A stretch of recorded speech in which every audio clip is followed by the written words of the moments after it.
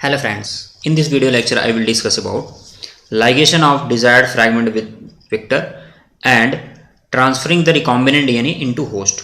इसके पहले हम लोग electrophoresis, PCR and basics of biotechnology जो है डिस्कस कर चुके हैं। इस लेक्चर के डिस्क्रिप्शन बॉक्स में दी हुई है, आप लोग इजीली यहाँ से देख सकते हैं। तो इन स्टेप में आइए देखते हैं कौन कौन सा हम लोग कंप्लीट कर चुके हैं। और दोस्तों, अगर अभी आप लोग चैनल को सब्सक्राइब नहीं किए हैं तो चैनल को सब्सक्राइब करिए। ज़्यादा से ज़्यादा आप लोग अपने फ्रेंड ग्रुप में भी वीडियोस लेक्चर शेयर करिए, जिससे कि इनको भी बेनिफिट हो। तो हम लोग आइसोलेशन देख चुके हैं, cutting the DNA fragment with the help of restriction endonuclease देख चुके हैं, separation of and isolation desired fragment देख चुके हैं, एम्प्लीफिकेशन देख चुके हैं। इसमें कौन सी टेक्निक यूज करते हैं, इसमें क्या कहते हैं, सेपरेशन एंड आइसोलेशन वाले में जेल इलेक्ट्रोफोरेसिस एंड एम्प्लीफिकेशन के लिए हम लोग PCR टेक्निक दोनों डिटेल में पढ़ चुके हैं। ओके, अब हम देखेंगे कि ligation of desired DNA fragment with vector, ये देखना है, और ट्रांसफरिंग द रिकॉम्बिनेंट DNA इस लेक्चर में हम लोग ये दोनों पॉइंट क्लियर करेंगे। तो आइए स्टार्ट करते हैं लाइगेशन। तो लाइगेशन में क्या होता है कि मान लीजिए आप क्या किए हैं, सेम रिस्ट्रिक्शन एंडोन्यूक्लियस से वेक्टर को और अपने डिजायर्ड फ्रैगमेंट को कट किए हैं। अब ये जो हैं दोनों आप पीस देख रहे हो, यहाँ पे सेम कट बना होगा। क्यों? क्योंकि आपने सेम रेस्ट्रिक्शन एंडोन्यूक्लियस से डाइजेस्ट किया है। हम लोग बेसिक कॉन्सेप्ट ऑफ बायोटेक्नोलॉजी वाले में ये सारे पॉइंट डिस्कस कर चुके हैं, तो आप लोग उस लेक्चर को इस लेक्चर में दी हुई लिंक से देख सकते हैं। ओके, उसके बाद अब लाइगेट करने का मतलब इस फ्रैगमेंट को इससे जोड़ना है। तो with the help of DNA ligase ये फ्रैगमेंट क्या हो जाएगा, इससे जुड़ जाएगा और उनके बीच में क्या बन जाएगी, फॉस्फोडाइएस्टर बॉन्ड बन जाएगी। क्या बन जाएगी, फॉस्फोडाइएस्टर।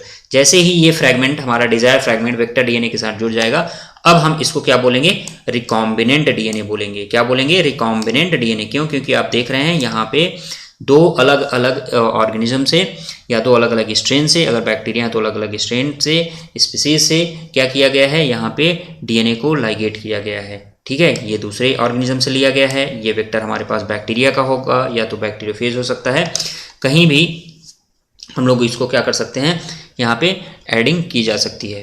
तो आप यहाँ पे देख रहे हैं क्या बन गया। अब जब आपका फॉरेन DNA वेक्टर के साथ जुड़ गया तो ये बन गया रिकॉम्बिनेंट DNA। अब इस रिकॉम्बिनेंट DNA को किसी होस्ट में ट्रांसफर करना है। ओके, क्यों?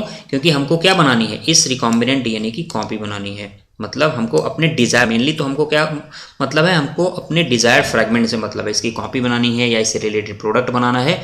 तो इसको बनाने के लिए हमको पहले इसको कहाँ पे ट्रांसफर करना होगा, होस्ट में ट्रांसफर करना होगा। और होस्ट में ट्रांसफर करने के लिए जरूरी ईजिली जो है ये वेक्टर डायरेक्ट यहाँ पे ट्रांसफर नहीं हो जाता। इसके लिए पहले होस्ट को भी क्या बनाना होता है, कॉम्पिटेंट बनाना पड़ता है। मतलब होस्ट को कॉम्पिटेंट होना पड़ता है कि ये जो फॉरेन DNA है उसको एक्सेप्ट करेगा कि नहीं करेगा। तो ऐसे होस्ट सेल को हम लोग बोलेंगे जो कि एबल है फॉरेन DNA को अंदर क्या करने के लिए, एंट्री देने के लिए। ऐसे होस्ट को बोलते हैं कॉम्पिटेंट होस्ट। क्या बोलते हैं, कॉम्पिटेंट होस्ट। मतलब आपको जो रेसिपिएंट सेल है उसको क्या करना है, making them competent to receive take up foreign DNA। Okay, जो हमारे पास सराउंडिंग में DNA प्रेजेंट है उसको क्या करना है, रिसीव करने के लिए ये एबल हो। अब इसको कॉम्पिटेंट होस्ट बनाने के लिए हम लोग एक यहाँ पे कंपाउंड यूज करते हैं। क्या करते हैं, कैल्शियम क्लोराइड से ट्रीटमेंट कराते हैं। जैसे ही कैल्शियम क्लोराइड से ट्रीटमेंट कराएंगे, अब ये क्या करेगा, होस्ट को कॉम्पिटेंट बनाने में हेल्प करेगा। फिर साथ ही साथ क्या करते हैं, इसको हीट देते हैं। फिर जब ये कैल्शियम क्लोराइड से पहले ट्रीटमेंट कराते हैं, फिर हीट देते हैं, तब ये जाकर के हमारा क्या होता है, DNA जो फॉरेन DNA इसमें एंट्री कर जाता है और हमारी सेल जो रेसिपिएंट सेल्स है, अब उसको बोलेंगे ट्रांसफॉर्म्ड सेल। कब ट्रांसफॉर्म्ड सेल बोलेंगे, ये भी आपको याद रखना है, जब हमारा फॉरेन DNA होस्ट सेल में या रेसिपिएंट सेल में एंट्री कर जाता है, तब इस होस्ट सेल को अब हम क्या बोलेंगे, ट्रांसफॉर्म्ड सेल।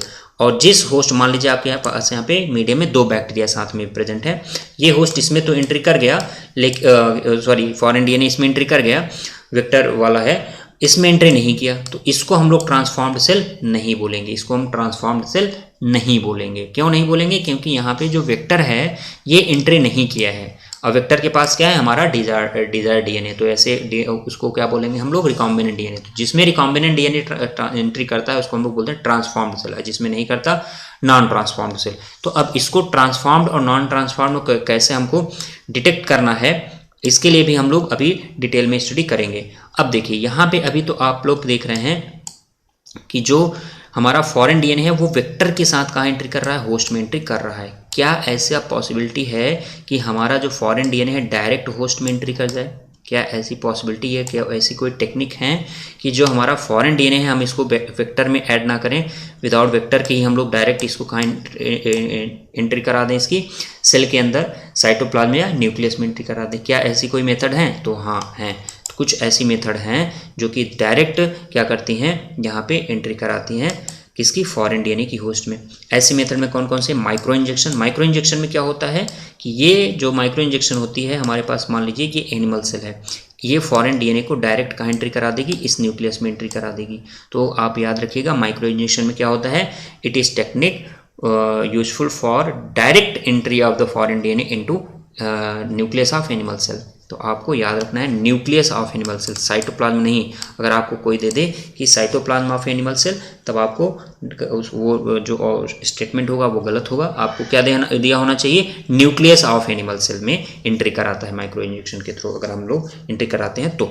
इलेक्ट्रोपोरेशन में क्या होता है, ये क्या करता है, ट्रांजिएंट पोर क्रिएट करते हैं। ट्रांजिएंट मतलब कुछ समय के लिए, जब कुछ स्पेसिफिक इलेक्ट्रिकल इम्पल्सेस जो है डाली जाती हैं, दी जाती हैं, तो वहाँ पे ट्रांजिएंट माइक्रोस्कोपिक पोर का फॉर्मेशन होगा और उसके थ्रू जो भी सराउंडिंग में डीएनए होगा अब वो सेल के अंदर एंट्री कर सकता है। तो आपको याद रखना है जो सराउंडिंग में डीएनए है with the help of electrical impulses क्या हो सकता है, यहाँ पे ट्रांजिएंट पोर क्रिएट होगा और वो हमारे जो फॉरेन डीएनए है सेल के अंदर एंट्री कर जाएगा। नेक्स्ट है जीन गन।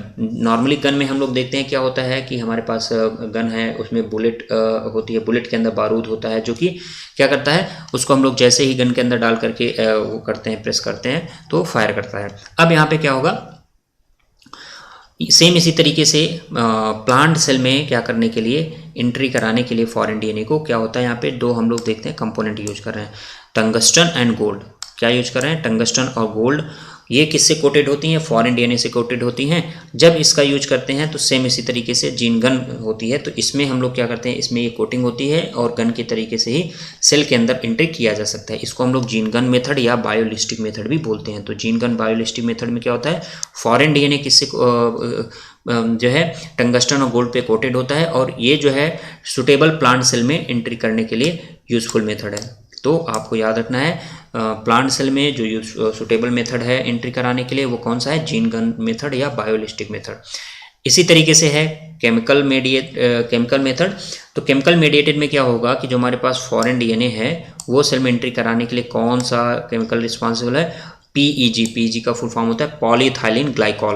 पॉलीथाइलिन ग्लाइकॉल क्या करता है, फॉरेन डीएनए को होस्ट सेल में एंट्री कराने में हेल्प करता है। तो आप यहाँ पे देख रहे हैं कुछ डायरेक्ट मेथड है जिसमें हम वेक्टर का यूज नहीं देख रहे हैं, जिसमें हम डायरेक्ट डीएनए फ्रैगमेंट को कहाँ एंटर करा रहे हैं, सेल के अंदर या साइटोप्लाज्म या न्यूक्लियस में एंट्री हो रही है। यहाँ पे कोई भी वेक्टर यूज नहीं है। वेक्टर जब यूज हो रहा है तो हम यहाँ पे देख रहे हैं कि वेक्टर पहले सेम इंडोन्यूक्लियस से कट किया गया, फिर लाइगेट किया गया, लाइगेट किए के बाद ट्रांसफर किया गया। ट्रांसफर करने के लिए कंपिटेंट होस्ट में ही हमारा जो वेक्टर है, जो हमारा फॉरेन डीएनए के साथ है वेक्टर, वो कंपिटेंट सेल में ही एंट्री करेगा। कंपिटेंट सेल क्या होती हैं, ऐसी होस्ट सेल या रेसिपिएंट सेल जो कि हमारे फॉरेन डीएनए को या रिकॉम्बिनेंट डीएनए को क्या करने के लिए, रिसीव करने के लिए एबल हो। और उसको बनाने के लिए हमारे पास कौन सा केमिकल होना चाहिए, कैल्शियम क्लोराइड यूज करते हैं। कौन सा केमिकल यूज करते हैं, कैल्शियम क्लोराइड। अगर आपको पूछ ले कौन सा आयन, तो आप कैल्शियम आयन याद होना चाहिए। ओके, कैल्शियम आयन याद होना चाहिए। तो फिर यहाँ पे क्या करते हैं, यूज करने के बाद हम हीट देते हैं, ट्रांजिएंट पोर वहाँ पे भी क्रिएट होता है और फिर एंट्री कर जाता है। फिर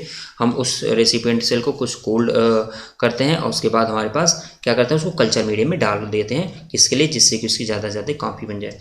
अब आपको जो यहाँ पे मेन इंपॉर्टेंट चीज़ याद रखनी है वो selection of transform and non transform. मान लीजिए आपकी दो होस्ट यहाँ पे रेसिपिएंट सेल थी और जो आपका वेक्टर है, ठीक है, डिजायर्ड फ्रैगमेंट के साथ। अब इसको हम लोग क्या बोलते हैं, अब रिकॉम्बिनेंट डीएनए। तो आपको अगर बोला जाए रिकॉम्बिनेंट डीएनए तो आपको समझ जाना है वेक्टर विद फॉरेन डीएनए।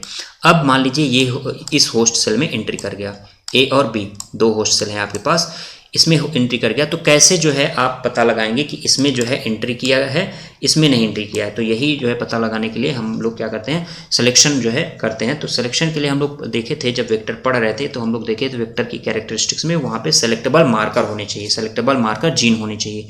तो ये मार्कर जीन दो तरीके के होते हैं, एक तो सेलेक्टेबल मार्कर कौन से होते हैं, एक तो सेलेक्टेबल मार्कर, दूसरा स्क्रीनेबल मार्कर। तो ये जो मार्कर होते हैं दो तरीके के होते हैं। सेलेक्टेबल मार्कर क्या करता है, ये ऐसे ही प्रोडक्ट को, सेलेक्टेबल मार्कर जीन पूरा बोल दीजिए, selectable marker gene and scalable marker gene और स्क्रीनेबल मार्कर जीन को हम लोग क्या बोलते हैं, रिपोर्टर जीन। तो कभी आ जाए व्हाट इज रिपोर्टर जीन, तो आप लोग अगर स्क्रीनेबल मार्कर, सेलेक्टेबल मार्कर, तो आपको क्या लगाना है, स्क्रीनेबल मार्कर होते हैं।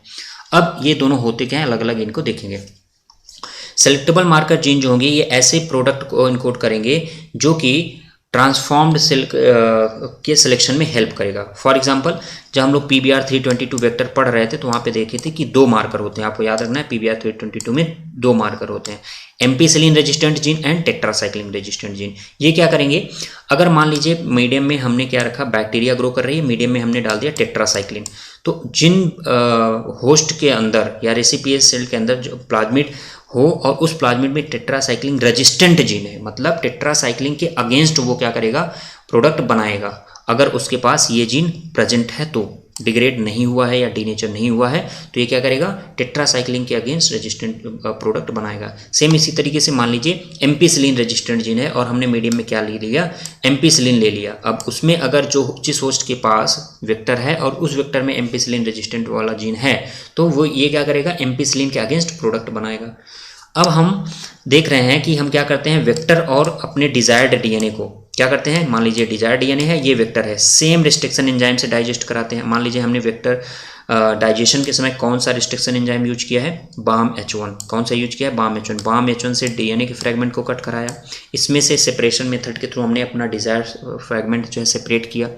अब लाइगेट किया, तो यहाँ पे अगर हमें पता है कि हमने जो इंडोन्यूक्लियस यूज किया है BAM-H1 वो किस रीजन पे कट करेगा, टेट्रासाइक्लिन रेजिस्टेंट जीन वाले रीजन पे कट करेगा। मतलब अब अभी तक जिस वेक्टर के पास टेट्रासाइक्लिन रेजिस्टेंट जीन एक्टिव था अब वो क्या हो जाएगा, इनएक्टिव हो जाएगा। क्यों, क्योंकि इसको फ्रेगमेंट कट कर देगा और यहीं पे हम लोग अपना क्या करेंगे, ये जो फॉरेन डीएनए है ये इंसर्ट करा देंगे। मतलब अब ये जो टेट्रासाइक्लिन रेजिस्टेंट वाला कंपोनेंट बना रहा था अब ये नहीं बनाएगा।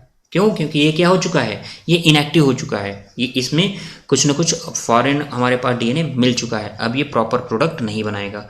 मतलब अब अगर ये होस्ट जिस भी सेल में जाएगा, ये वेक्टर जिस भी होस्ट में जाएगा, मान लीजिए ये इस होस्ट में चला गया, इस होस्ट को अगर हम लोग ऐसे कल्चर मीडियम में ग्रो कराते हैं जिसमें टेट्रासाइक्लिन जो है प्रेजेंट होगा तो मतलब ये सेल क्या हो जाएगी, ये सेल डिग्रेड हो जाएगी, मतलब इस सेल की डेथ हो जाएगी। अगर बैक्टीरिया कॉलोनी है तो उस कॉलोनी में क्या हो जाएगी, वो कॉलोनी पूरी की पूरी खत्म हो जाएगी। क्यों, क्योंकि वहाँ पे टेट्रासाइक्लिन रेजिस्टेंट वाला जीन नहीं है, इनएक्टिव हो चुका है।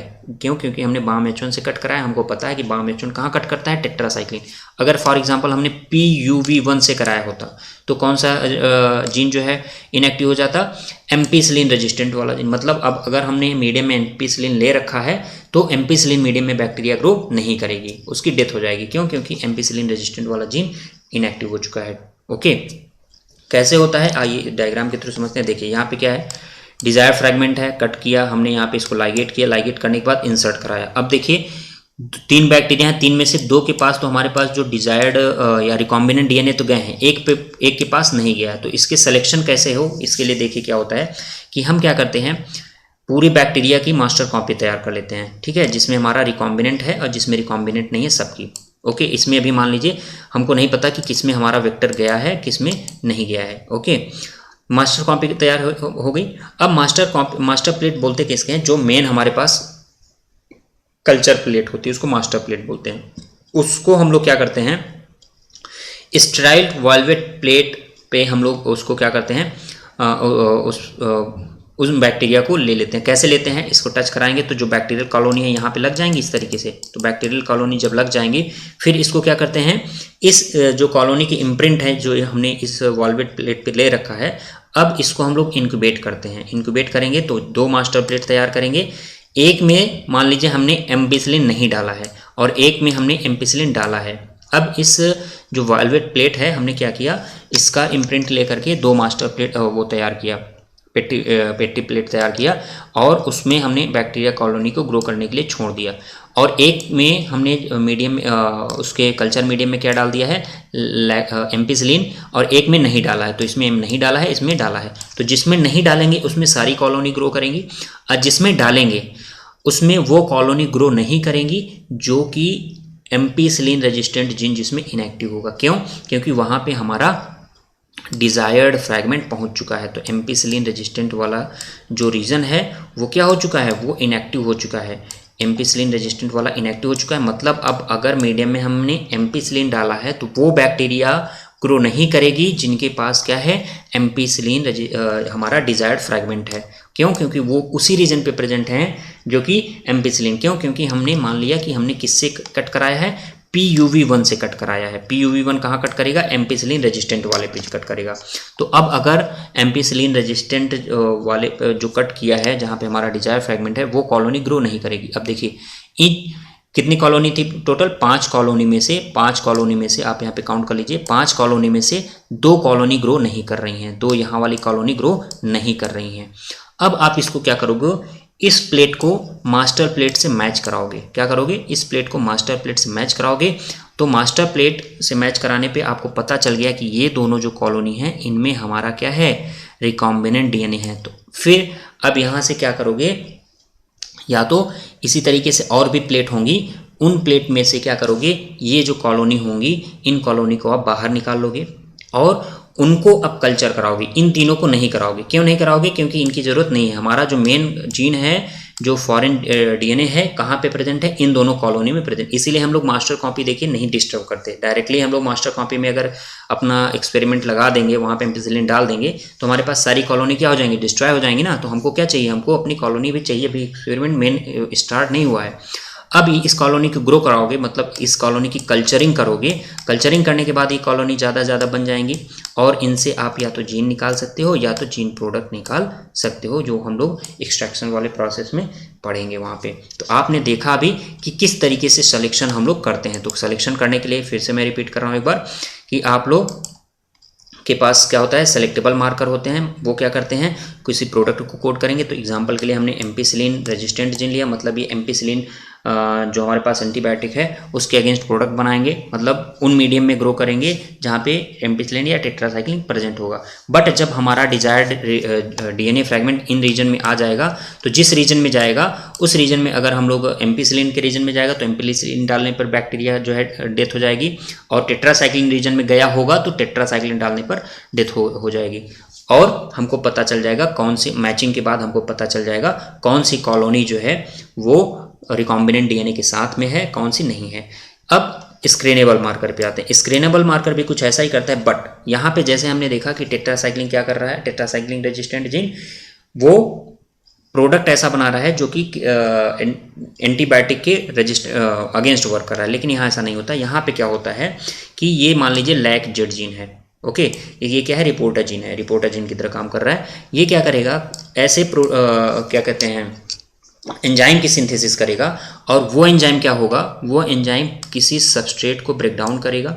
ओके, मान लीजिए इसने क्या किया, LAC-Z जीन हमको पता है ओपेरॉन वालों से, हमको पता है ये क्या कहता है, बीटा गैलेक्टोसाइडेज की सिंथेसिस करेगा। और वो एंजाइम क्या करेगा, वो एंजाइम जो बीटा गैलेक्टोसाइडेज बना है वो हमारे पास सबस्ट्रेट है, अब उस सबस्ट्रेट को क्या करेगा, ब्रेक डाउन करेगा। अब ब्रेक डाउन करने के बाद, ब्रेक डाउन होने के बाद मान लीजिए हमारे पास 2 कंपोनेंट बन गए, A और B।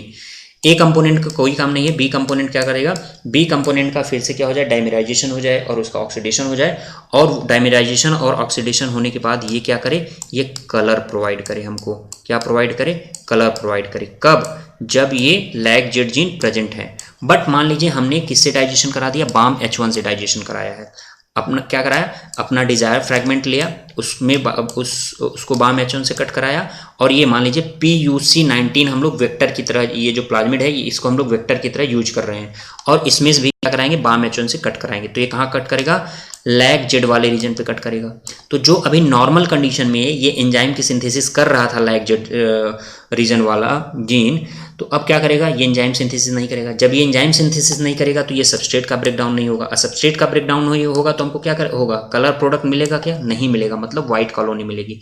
तो आप ये लोग याद रखिएगा, ब्लू व्हाइट सिलेक्शन या क्या कहते हैं, blue white screening, blue white screening में हम लोग क्या देखते हैं कि PUC19 वाला जो वेक्टर है ये LAC-Z जीन को कैरी करता है। नॉर्मली जब हमारा जो है वेक्टर रिकॉम्बिनेंट वेक्टर नहीं बना होता तब ये एक एंजाइम की सिंथेसिस करता है जिसका नाम है बीटा गैलेक्टोसाइडेज। वो क्या करता है, वो एक प्रोडक्ट होता है कलरलेस प्रोडक्ट जिसको हम लोग बोलते हैं 5-ब्रोमो 4-क्लोरो 3-इंडोल बीटा डी गैलेक्टोपाइरिनोसाइड। लंबा नाम है, फिर से रिपीट कर रहा हूँ, 5 ब्रोमो 4 क्लोरो 3 इंडोल बीटा गैलेक्टोपाइरिनोसाइड, इसको बीटा गैलेक्टोसाइड ब्रेक करता है। अब बीटा गैलेक्टोसाइडेज क्या है? बीटा गैलेक्टोसाइडेज एंजाइम है, ये क्या करेगा? इस सबस्ट्रेट को ब्रेक करेगा। जब ये सबस्ट्रेट ब्रेक होता है तो किसमें ब्रेक होता है? गैलेक्टोज एंड 5 ब्रोमो 4 क्लोरो 3 हाइड्रोक्सिनडॉल, ठीक है, हाइड्रोक्सिनडॉल। अब ये हाइड्रोक्सिनडॉल जो है ये डाइमेराइज होगा और इसका ऑक्सीडेशन होगा और हमको देगा ब्लू कलर। क्या देगा? Blue colour. कब देगा ये ब्लू कलर? जब यहाँ पे हमारा डिजायर्ड फ्रैगमेंट एंट्री नहीं किया है। लेकिन जब BAM-H1 से डाइजेशन के बाद हम लोग लाइगेट कराते हैं तो हमारा फ्रैगमेंट कहाँ लाइगेट होगा? इस रीजन पे लाइगेट हो जाएगा। और लाइगेट होने के बाद अब ये जो एंजाइम है इसकी सिंथेसिस होगी नहीं, क्योंकि ये डीनेचर हो चुका है, लैक्चर जीन इनएक्टिव हो चुका है। और ये जब सिंथेसिस नहीं होगी तो हमारे पास जो अभी सबस्ट्रेट था 5 ब्रोमो 4 क्लोरो 3 इंडोल बीटा गैलेक्टोपाइरिनोसाइड, ये ब्रेकडाउन नहीं होगा galactose and 5 bromo 4 chloro 3 hydroxy indole में। और जब ये ब्रेकडाउन नहीं होगा तो हमको क्या मिलेगी? व्हाइट कॉलोनी मिल जाएगी। और जब व्हाइट कॉलोनी मिल जाएगी तो हमको पता चल जाएगा कि हमारा जीन जो है इसमें इंसर्ट हो चुका है, मतलब उस होस्ट में हमारा जीन प्रेजेंट है जिसमें व्हाइट कॉलोनी मिल रही है। जिसमें ब्लू कॉलोनी मिल रही है उसमें हमारा मतलब ट्रांसफर मतलब रिकॉम्बिनेशन नहीं हुआ है। तो आप लोग देख रहे हैं कि किस तरीके से स्क्रीनिंग में हम लोग दो मेथड देखे, सेलेक्टेबल मार्कर, स्क्रीनेबल मार्कर, या क्या कहते हैं रिपोर्टर जीन जो है उसको बोलते हैं। तो इस तरीके से आप लोग लेक्चर को देखिए, अपने कॉन्सेप्ट को क्लियर करिए। इससे रिलेटेड क्वेश्चन हम लोग नेक्स्ट लेक्चर में डिस्कस करने वाले हैं। तो आप लोग प्लीज़ चैनल को सब्सक्राइब करिए जिससे वीडियो की अपडेट आप लोगों को मिलती रहे, और ज़्यादा से ज़्यादा अपने फ्रेंड ग्रुप में भी शेयर करिए। Thank you.